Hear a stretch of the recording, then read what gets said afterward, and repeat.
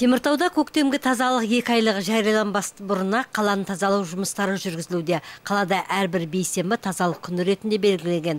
Соның аясында тазалық жұмыстары жүргізіліп, қыстан қалған күл-қоқыстар шығарылды.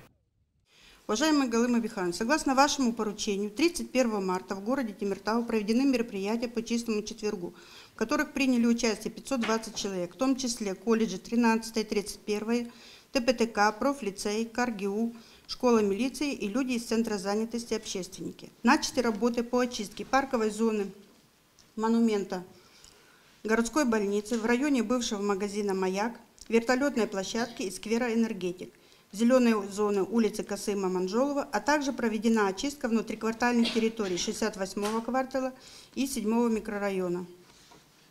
Всего было задействовано 12 единиц техники, в том числе 3 КАМАЗа, 2 трактора, погрузчики 3 единицы, автобусов 4 единицы. Вывезено 150 метров кубических мусора.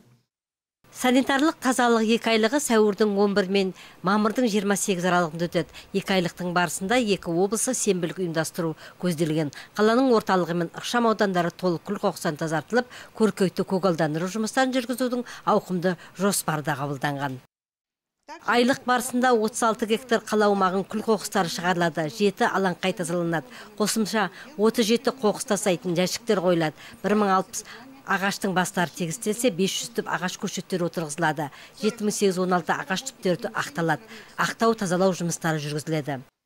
Абаттандыру тәртібін бұзғандарға, тазалықты сақтамағандар жауапкершілікке тартылады, айыппұл салынады. Мұның барлығы абаттандыру тазалық жұмыстарына ерекше мән беріліп отырғандығын көрсетеді.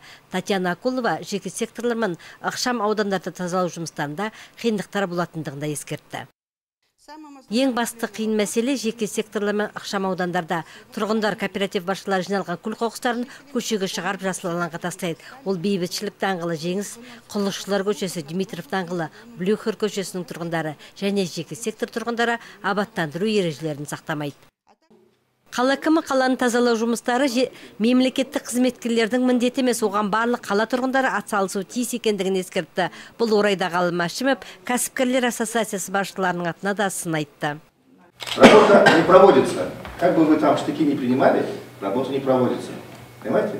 Госслужащие – это не уборщики территории. Они свою территорию убирают и другую территорию убирают.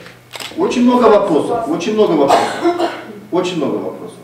Поэтому надо поддерживать город наш, мы должны его убирать.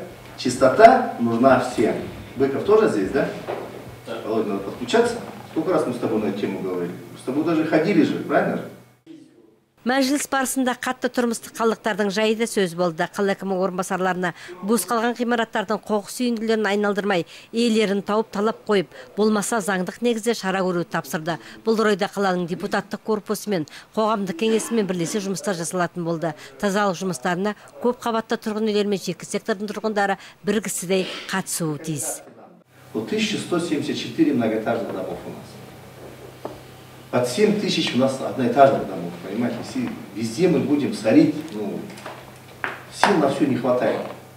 Если, например, какая-то улица скажет, вот мы завтра на субботник выйдем, подъедем, мы же всю зиму по мере возможности снег везде чистили, убирали, правильно же? У нас субботники идут круглогодично. Зимой были зимние субботники, сейчас теперь идет весенний, потом начнем летний.